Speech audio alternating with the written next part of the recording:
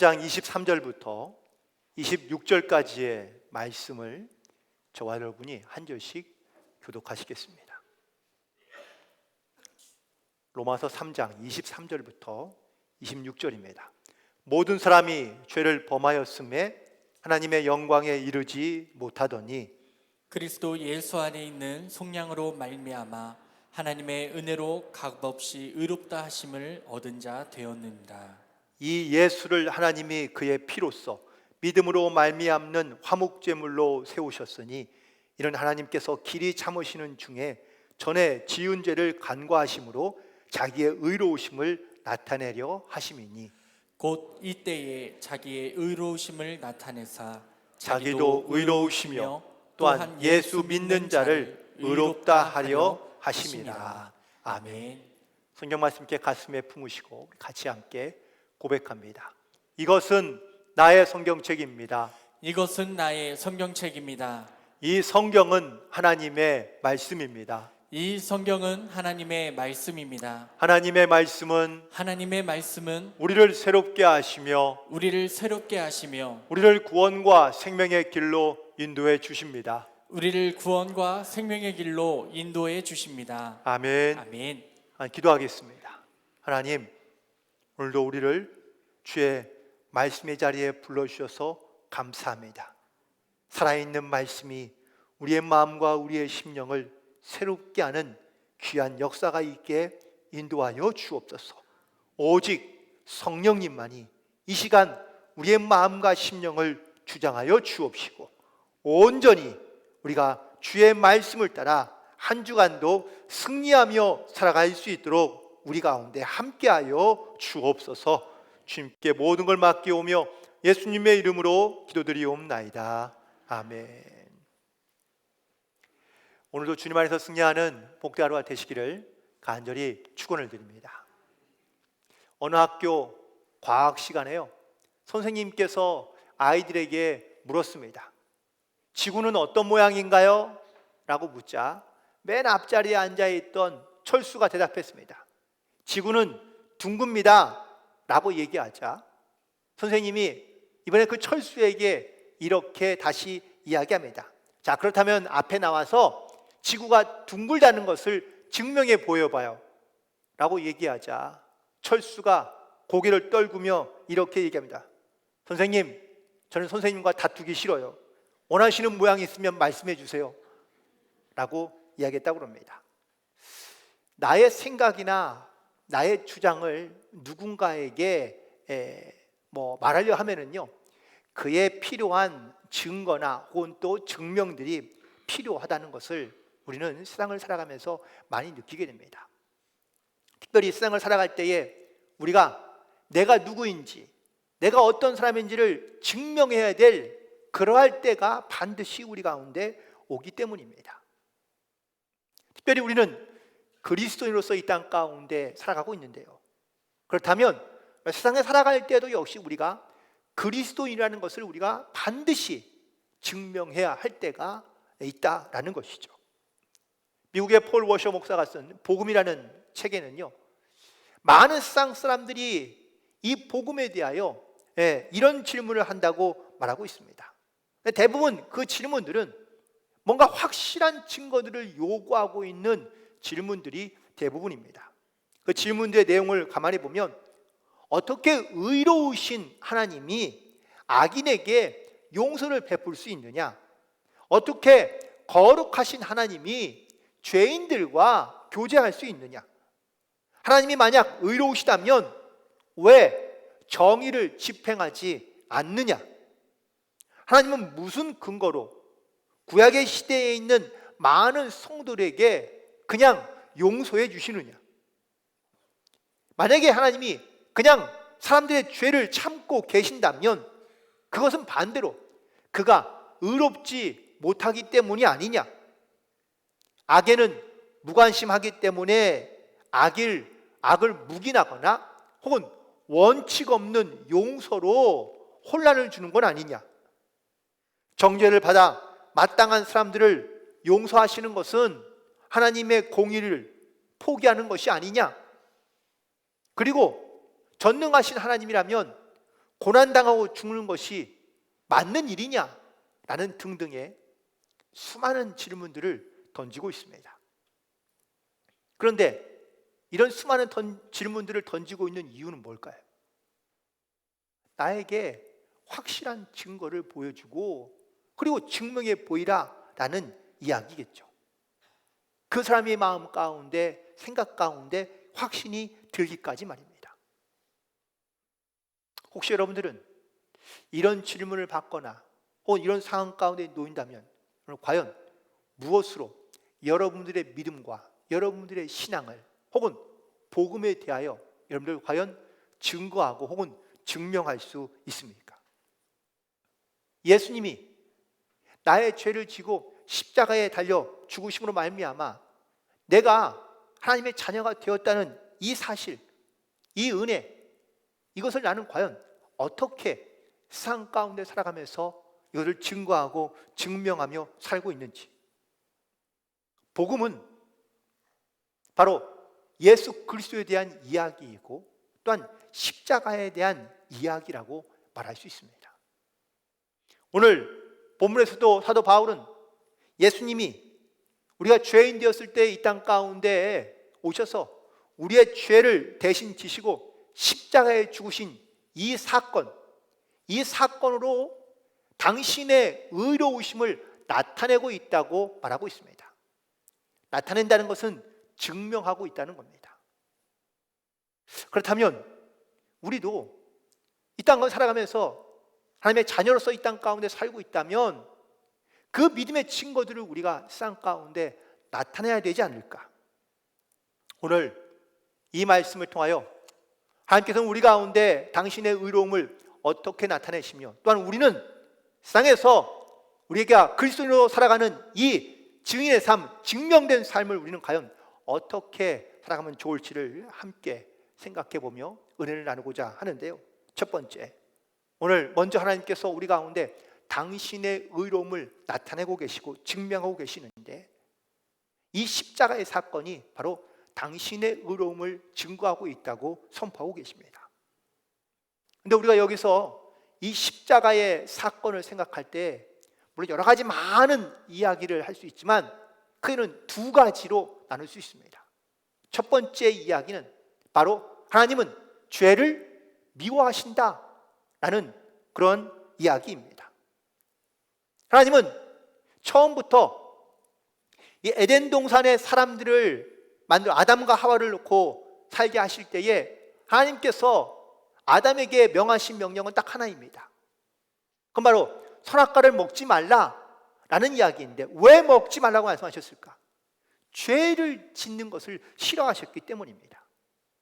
그걸 먹으면 죽기 때문에 그래서 선악과는 먹지 말라, 죄는 짓지 말라라고 말씀하고 있는 것이죠. 하지만 아담은 사단의 유혹 가운데 넘어가서 결국 선악과를 먹고 죄를 짓고 맙니다. 결국 이 죄로 말미암아 사람은 에덴 동산에서 떠나게 되었습니다. 그렇다면 에덴 동산을 떠나서는 하나님의 말씀대로 죄를 짓지 않고 잘 살았느냐? 아니요. 더 많은 죄를 짓게 되고 온 땅 가운데 사람들이 생각하는 것, 계획하는 것, 행동하는 모든 것들이 너무 죄를 지으니까 하나님께서 이 죄를 심판하기 위하여 노아 시대에 홍수를 내려서 심판하신 것을 보게 됩니다. 그만큼 하나님은요 죄를 미워하고 죄를 싫어하십니다. 죄 짓기를 원치 않는 거죠. 또 창세기 18장에 보면 우리가 잘 알고 있는 소돔과 고모라 성에 대한 멸망의 이야기가 등장하고 있는데 하나님께서 이 소돔과 고모라 성에 의인 10명만 있으면 멸망하지 않겠다고 약속해 주십니다.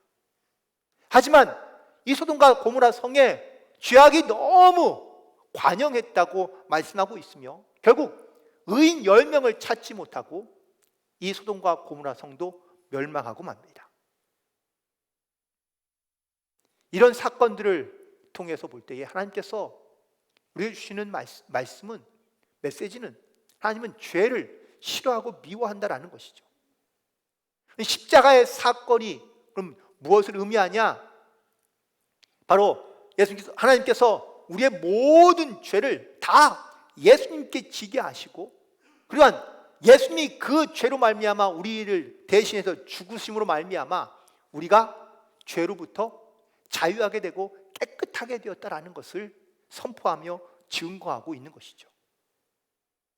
하지만 하나님께서도요, 이 예수님께서 십자가에 달려 죽으실 때에 얼마나 마음이 아파했는지를 우리가 성경을 통해서 알 수 있는데, 예수님이 죽으시던 그 순간 누가복음 23장에 보면은 해가 빛을 잃고 온 땅 가운데 어둠이 임하였다고 말씀하고 있고요, 마태복음 27장에서는 성소 휘장이 위로부터 아래까지 찢어지고 둘이 되어 또한 땅이 진동하며 바위가 터졌다고 기록하고 있습니다. 하나님의 마음이 얼마나 찢어지는지, 고통스러운지를 표현하고 있는 말씀입니다. 하지만 이것이 세상의 심판, 즉 하나님의 진노와 심판과 멸망으로는 이어지지 않습니다. 이유는 하나님의 십자가의 사건을 통하여 하나님이 얼마나 지금 고통스러워하며 힘들고 하고 있는지를 쌍 가운데 보여주고 있을 뿐, 이것이 모든 영혼을 살리고자 하는 하나님의 귀한 그 사랑과 또한 소망이 그 가운데 녹아져 있으며 포함되어져 있는 것을 우리가 깨닫게 됩니다. 십자가 사건의 또 다른 매우 중요한 의미는 바로 두 번째는 바로 하나님은 사랑하신다 혹은 사랑이시다라는 메시지입니다. 성경에는 하나님의 진노와 심판에 대한 말씀들이 많이 등장하고 있습니다. 그런데 하나님께서 이 죄를 심판하시고 진노하시는 이야기를 들을 때면 하나님이 정말 사랑하시는가? 라는 그런 의구심이 들 수 있습니다.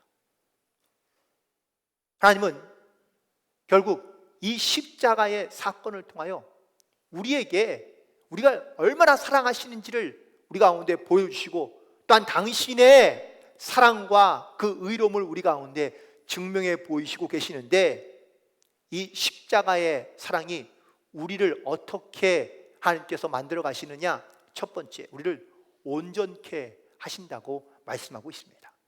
히브리서 10장 14절에 있는 말씀 보니까 그가 거룩하게 된 자들을 한 번의 제사로 온전하게 하셨다고, 영원히 온전하게 하셨다고 기록되어 있습니다. 즉 한 번의 제사, 이 십자가의 사건으로 말미암아 우리가 다 영원히 온전하게 되었다라고 말씀하고 있는 것이죠. 두 번째는 십자가를 통하여 하나님과의 화평이 이루어졌다고 말하고 있습니다. 로마서 5장 1절에 보니까 우리가 믿음으로 의롭다 하심을 받았으니 우리 주 예수 그리스도로 말미암아 하나님과 화평을 누리자라고 말하고 있습니다.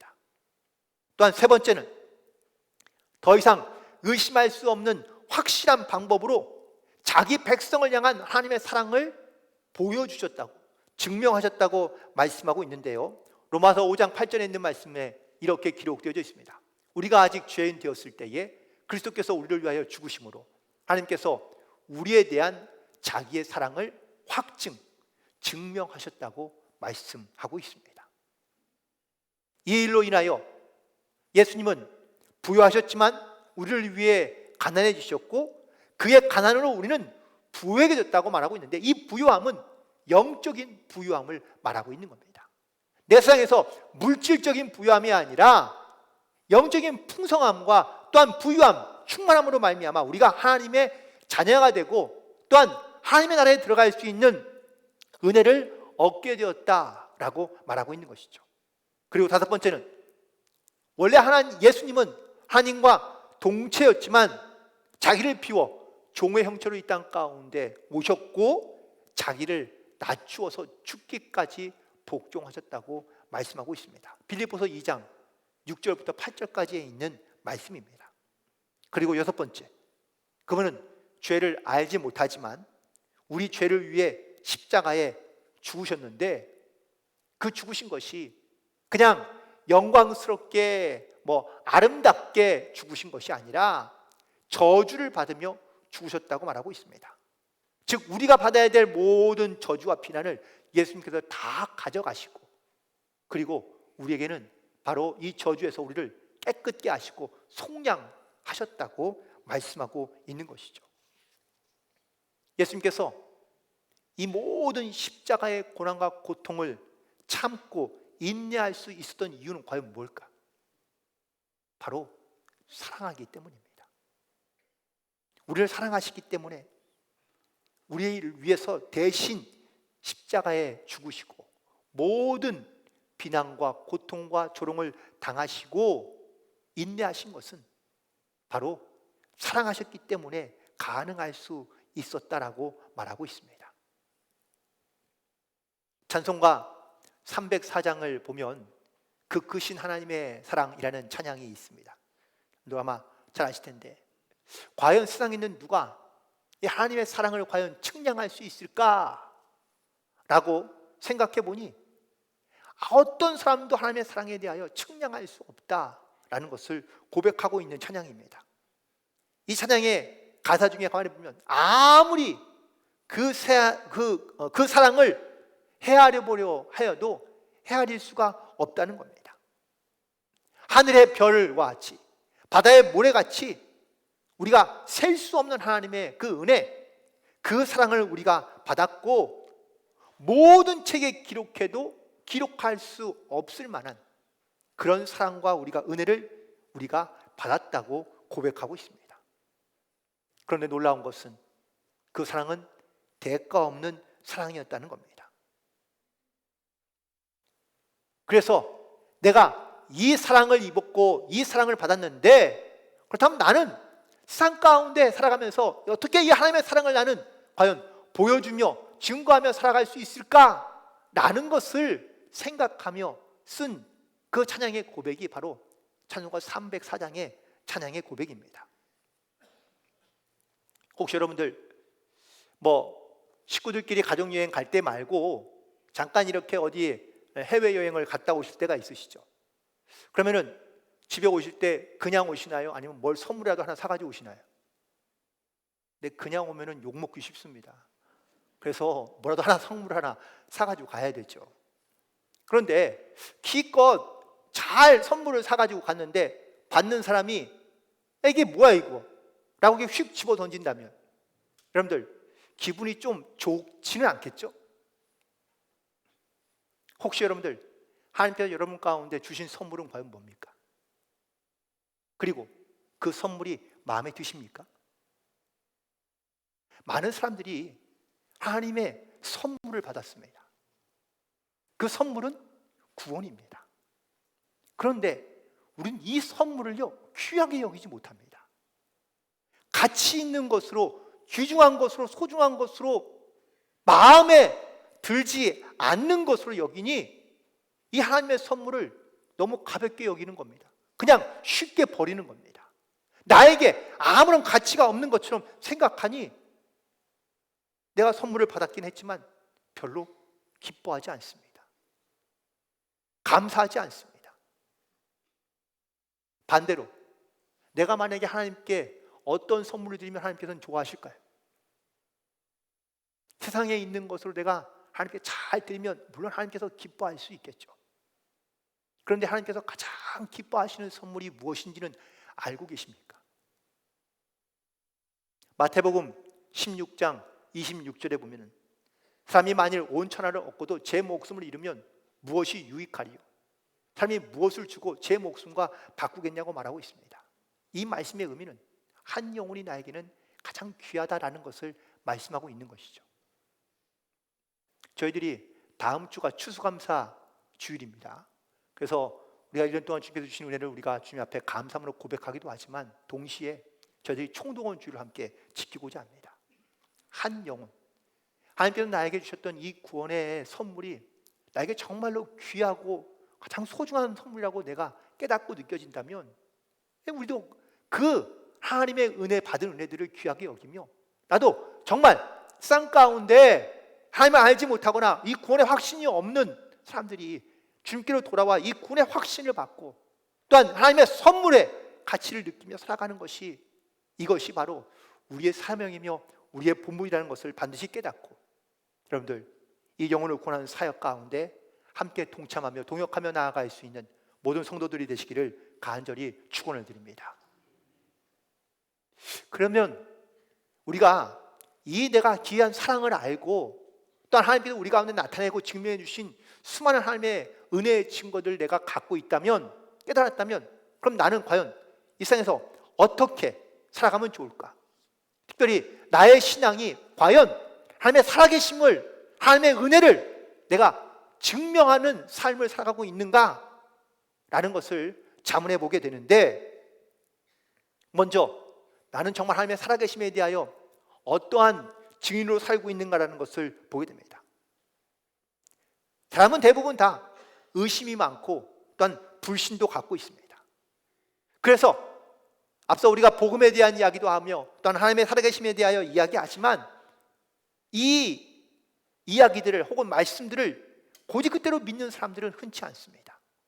끊임없이 증명을 요구하고 증거를 요구하고 또한 뭔가 합리적인 어떤 이론들을 우리 가운데 요구할 것입니다. 그런데 믿지 않는 사람만 그런 것이 아니라 믿고 있는 우리들도요, 끊임없이 하나님 앞에 하나님의 살아계신 증거들을 요구하고 있다는 사실이죠. 구약에 보면, 아니 구약뿐만 아니라 성경에 보면 우리가 알고 있는 믿음의 아주 대가들이 있는데 많은 하나님의 부르심을 받고 많은 사역도 했지만 여전히 그 사역을 시작할 때는요, 의심과 불신과 또한 하나님의 끊임없는 증명, 살아계심의 증거들을 요구하고 있다라는 사실입니다. 우리가 잘 알고 있는 모세를 보십시오. 하나님께서 모세를 부르셨습니다. 그런데 하나님께서 이 모세에게 사명을 주시고 또한 내 말을 가서 전하라고 이야기하는데 모세는 계속해서 거절합니다. 나는 말이 어둔한 자이고 부족한 자이고. 그래서 하나님께서 그에게 증거를 보여주시지 않습니까? 처음에는 지팡이를 내던졌더니 뱀이 되게 하시고요, 그 뱀을 붙잡으니 다시 지팡이가 됩니다. 그런데 이걸로는 부족합니다. 다른 증거를 더 보여주십시오 라고 얘기하자 손을 품에 넣었다가 빼니 문둥이 손이 됩니다. 다시 집어넣었다가 빼니 이번엔 깨끗한 손이 됩니다.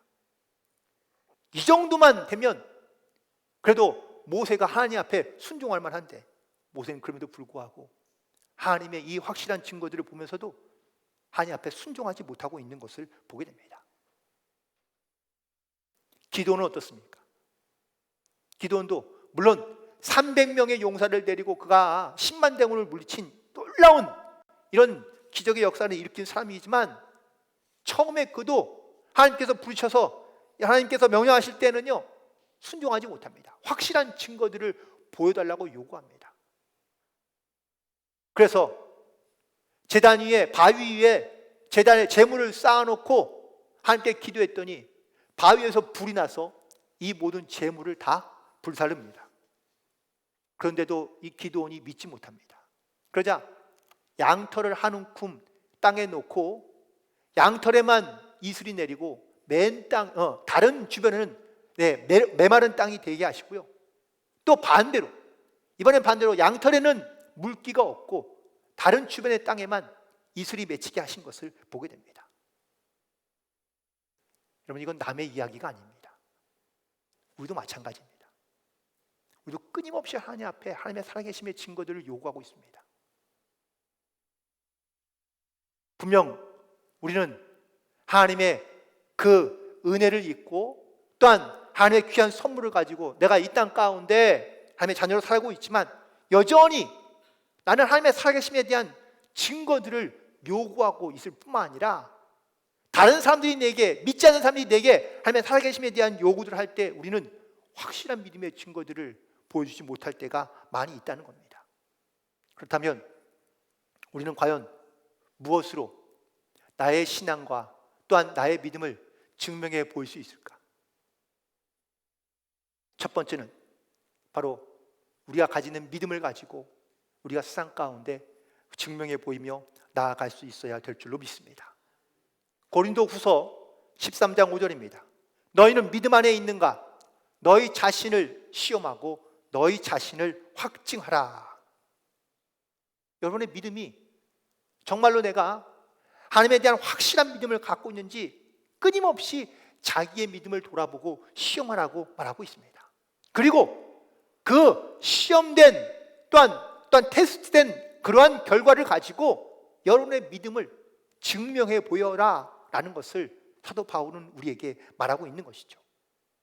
그래서 내 믿음에 대한 여러 가지 많은 테스트와 시험들이 필요하고요, 그 믿음의 확실한 증거들을 가지고 우리가 세상 가운데 혹은 사람들 앞에 나아갈 수 있어야 될 줄로 믿습니다.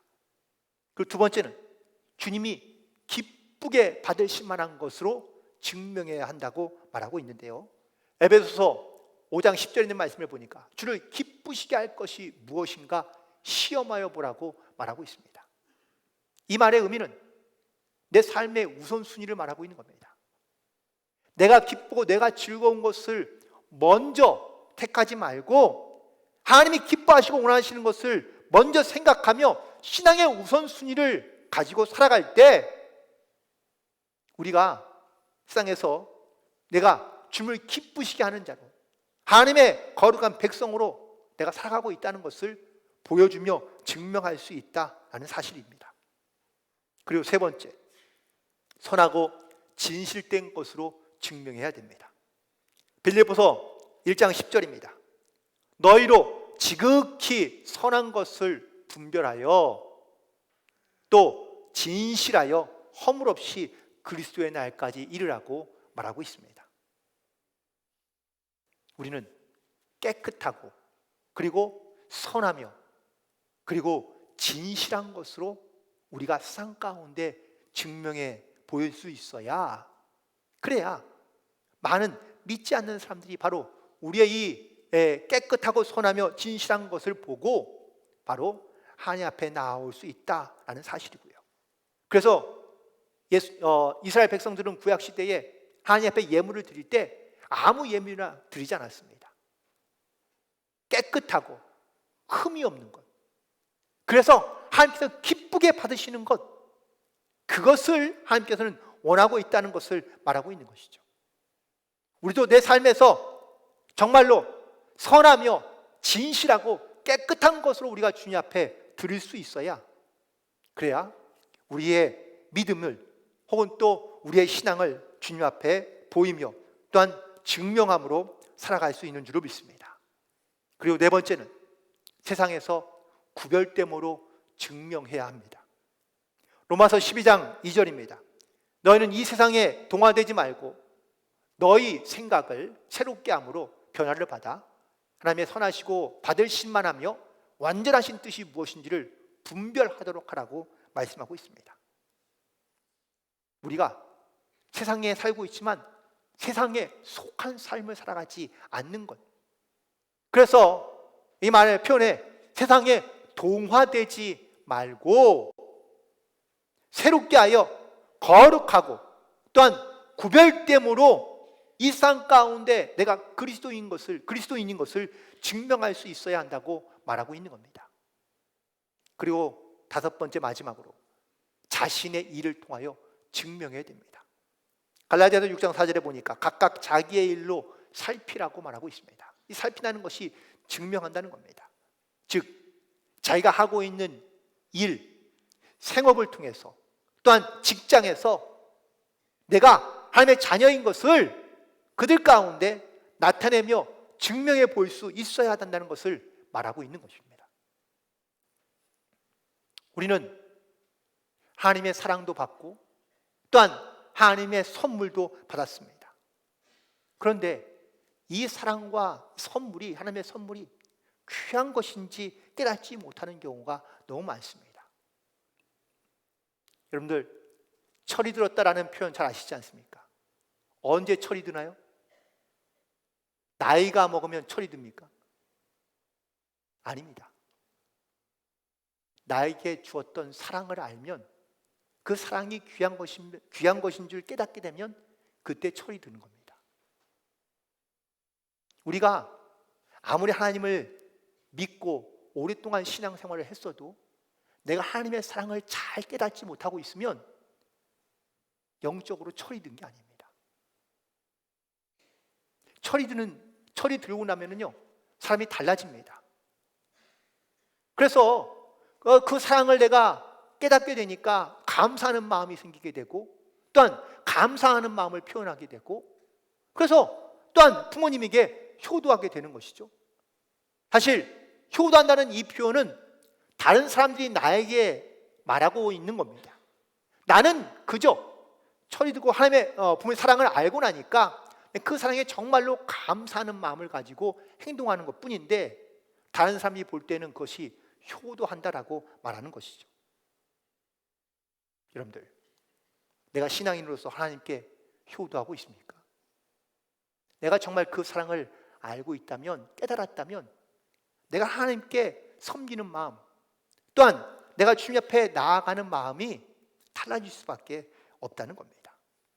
주님이 나에게 얼마나 소중한 분인지, 또한 내가 하나님께 받은 이 선물이 얼마나 귀하고 소중한 것인지 우리가 고백하게 되고, 또한 그것을 증명해내는 삶을 살아가게 된다라는 겁니다.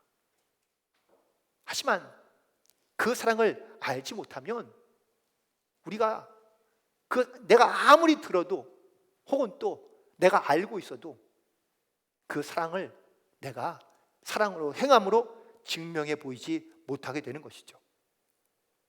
오늘 말씀을 함께 묵상하면서 사도 바울은 하나님께서 우리 가운데 자기의 의로움을 나타내 보이셨다고 말하고 있습니다. 그리고 그 의로움이 이제 바로 우리를, 또한 죄인인 나를 하나님께서 의롭게 여겨주셔서 우리의 모든 죄를 다 용서해 주시고, 그리고 우리를 하나님의 거룩한 백성으로 회복시켜 주셔서 우리가 하나님의 거룩한 나라에 들어갈 수 있는 충분하고 넉넉한 그러한 하나님의 백성으로 이 땅 가운데 살아가기를 원하시고 계시는 줄로 믿습니다. 그렇다면 우리가 그 은혜와 사랑을 입은 자로서 이 땅 가운데 내 믿음, 내 신앙을 보여주며 증명해야 될 사명과 본분이 있지 않을까. 그렇다면 그 사명을 잘 감당하며 내게 날 수 있는 본분을 잘 감당함으로 나아갈 수 있도록 우리가 특별히 이번 총동원 주일을 통해서 그 하나님의 은혜와 사랑을 함께 증명해 보이며 또한 나타내며 살아갈 수 있는 믿음의 결단이 있기를 간절히 소망하고, 그리고 나에게 주신 내 삶에서 정말 하나님을 기쁘시게 하며 영화롭게 하여 주의 뜻을 온전히 이루어갈 수 있는 그런 모든 성도들이 되시기를 주님의 이름으로 간절히 축원을 드립니다. 기도하시겠습니다.